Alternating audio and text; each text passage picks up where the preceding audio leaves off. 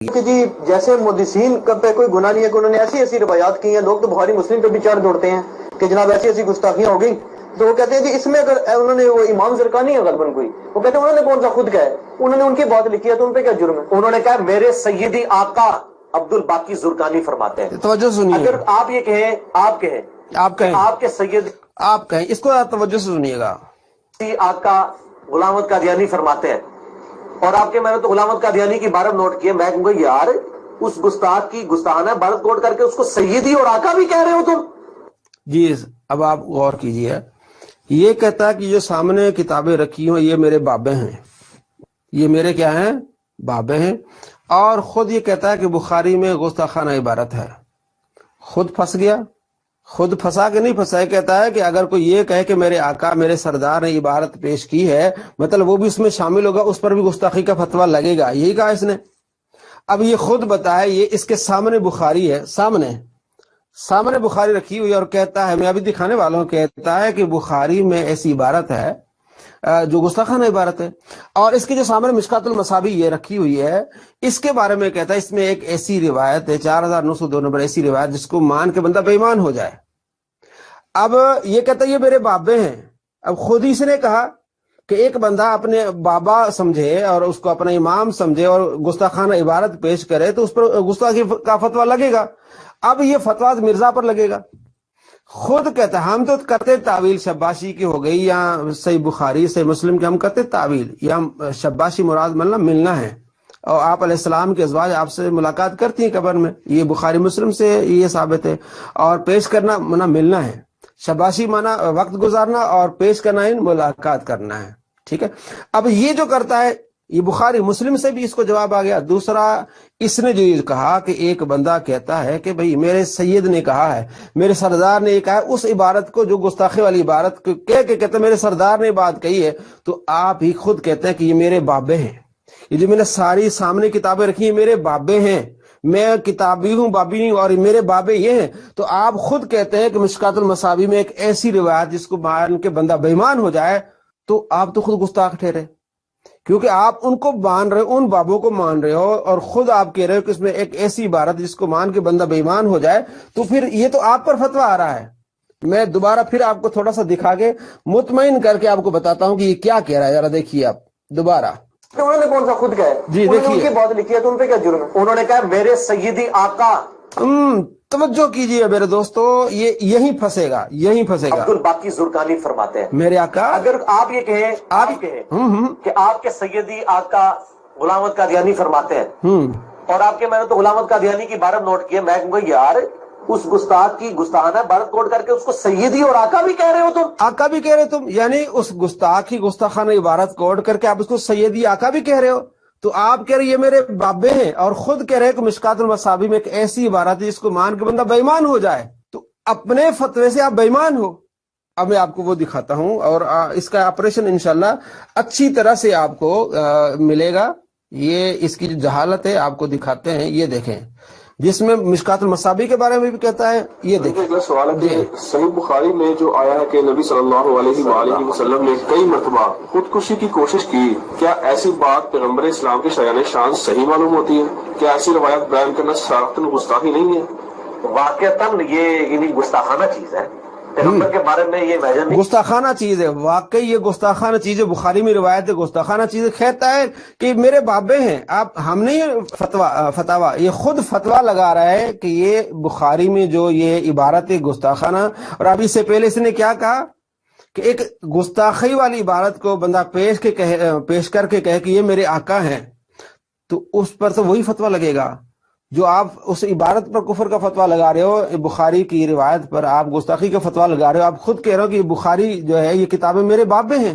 آگے دیکھیے جی، کیا جا سکتا کہ وہ خودکشی کی کوشش کریں گے، اور النام ممبروں پہ کہا جائے کہ یہ فسادی کتابیں ہیں، تبدیل ہوئی بھی، اور ان کو چوک میں رکھ کے آگ لگائی جائے، خالی کہہ کہ جان نہیں چھوٹے گی، نہ نہیں چھوٹے، آپ لگائیں پھر، آپ لگائیں پھر بخاری کو، ہم نہیں کہہ رہے دوستو، خود کہہ رہا ہے کہ ایسی جو فسادی کتابیں جن میں گستاخی ہیں ان کو علل اعلان چوک پہ رکھے آگ لگا دی جائے۔ یہ اس کے سامنے کتاب رکھی ہوئی ہے، یہ صرف فراڈ ہے، یہ صرف دھوکہ ہے. آگے دیکھیے. بات یہ کہ واقعتاً یہ یعنی گستاخانہ چیز ہے. ہاں جی. پیغمبر کے بارے میں یہ ویژن نہیں کیا جا سکتا کہ وہ خودکشی کی کوشش. بخاری کی صحیح بخاری میں جو روایت ہے، حدیث ہے نا، یہ حدیث کے الفاظ جو ہے نا یہ متصل سند کے ساتھ نہیں ہے. متصل سند کے ساتھ نہیں ہے. قانون ایک ہونا چاہیے.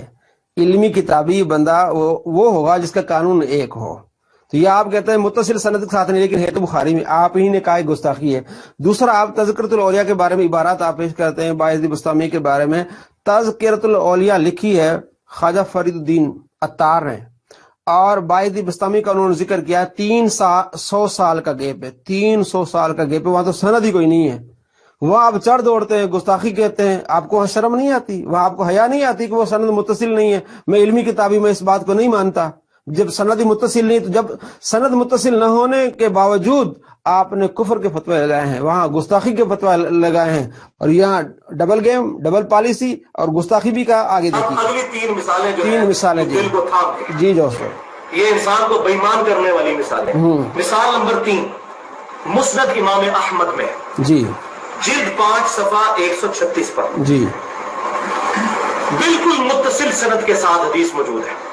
اور بدقسمتی کی بات کہ یہ حدیث امام بخاری کی جو کتاب ہے الادب المفرد اس میں بھی موجود ہے انٹرنیشنل نمبر کے مطابق 936 اور 946 نمبر. مسند امام احمد اور الادب المفرد کہ نبی صلی اللہ علیہ وسلم نے فرمایا جو شخص اپنے نسب پر فخر کرے اس کو کہو کہ اپنے باپ کا عضو تناسل کاٹ کے اپنے منہ میں رکھ لے. اور یہ بات کنائے سے نہ کرنا، ڈائریکٹ بات کرنا کہ اپنے باپ کی شرم کا کاٹ کے اپنی زبان پہ رکھ لو اگر تم اپنے جاہلیت والے نسب پہ فخر کرتے ہو. استغفر اللہ توبوا الیہ. حضور ایسی زبان سے بات نکال سکتے؟ سورۃ القلم میں ہے وَإِنَّكَ لَعَلَىٰ خُلُقٍ عَظِيمٍ. نبی صلی اللہ علیہ وسلم اخلاق کے بلند ترین درجے پر فائز ہے. اور صحیح بخاری اور مسلم کی متفق علیہ حدیث ہے کہ سیدنا ابو سعید خدری رضی اللہ تعالیٰ عنہ کہتے ہیں کہ نبی صلی اللہ علیہ وسلم میں تو کنواری لڑکیوں سے بھی زیادہ شرم و حیا تھی. اس حدیث کو احمد بن حنبل نے ضعیف تو نہیں کہا ہوا، سند نقل کر دی.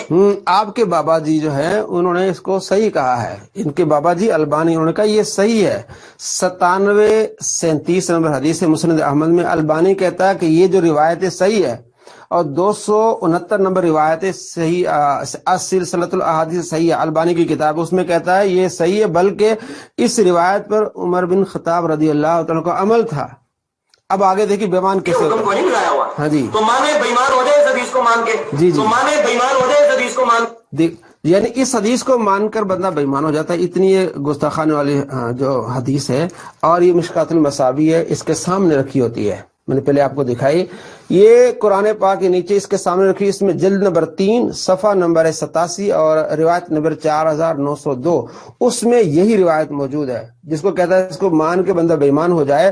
تو آپ نے سامنے کتاب رکھی ہوئی مشکات المصابیح، آپ یہ کہتے ہیں کہ یہ میرے بابے ہیں، اور آپ خود کہتے ہیں کہ اس میں ایک ایسی روایت جس کو مان کے بندہ بے ایمان ہو جائے. تو آپ تو ہو گئے بے ایمان. آپ کا اپنا فتویٰ ہے کہ یہ کہتا ہے کہ یہ میرے سردار ہے، گستاخی والی روایت ہونے کے باوجود کہتا ہے کہ یہ میرے سردار ہیں، یہ میرے آقا ہیں، تو وہ بھی گستاخ ہوگا. آپ کا فتویٰ یہ، تو آپ تو کہتے ہیں کہ مشکات المصابیح میں 4902 نمبر روایت جو ایسی ہے جس کو مان کے بندہ بے ایمان ہو جائے. مشکات میں جلد نمبر 3 صفحہ نمبر 87 پہ، اور آپ نے سامنے رکھی ہے، اور آپ کہتے ہیں کہ یہ میرے بابے ہیں. آپ ہی کا فتویٰ آپ پر ہے کہ آپ گستاخ ہیں، کیونکہ آپ کہتے ہیں کہ گستاخی والی عبارت جو بندہ پیش کر کے سید کہتا ہے، سردار کہے اگلے کو، وہ اس میں شامل ہے. تو آپ شامل ہیں. آپ خود کہتے ہیں کہ مشکات المصابیح میں ایسی روایت جس کو مان کے بندہ بے ایمان ہو جائے. تو آپ تو ہو گئے بے ایمان، اپنے فتوے سے بے ایمان ہو گئے. ہم نہیں فتویٰ لگا رہے، آپ نے خود فتویٰ لگایا کہ اس کو روایت کو ماننے والا بے ایمان ہو جائے گا. اور آپ کے البانی صاحب نے اس کو صحیح کہا ہے، اور بہت سارے اور جو ہے آپ کے انہوں نے صحیح کہا ہے. تو وہ بھی ہوگا بے ایمان. بلکہ البانی نے کہا کہ اس روایت کو جس کو یہ کہتا ہے کہ مان کے بندہ بے ایمان ہو جائے، بلکہ کہتا ہے کہ حضرت عمر بن خطاب رضی اللہ تعالیٰ عنہ کا عمل تھا اس روایت پر. وہ تو بہت آگے چلے گئے، ان تو حضرت عمر بن خطاب کا معمول بنا دیا اس کو. دوستو معلوم ہوا اس فراڈی کا کوئی حال نہیں ہے.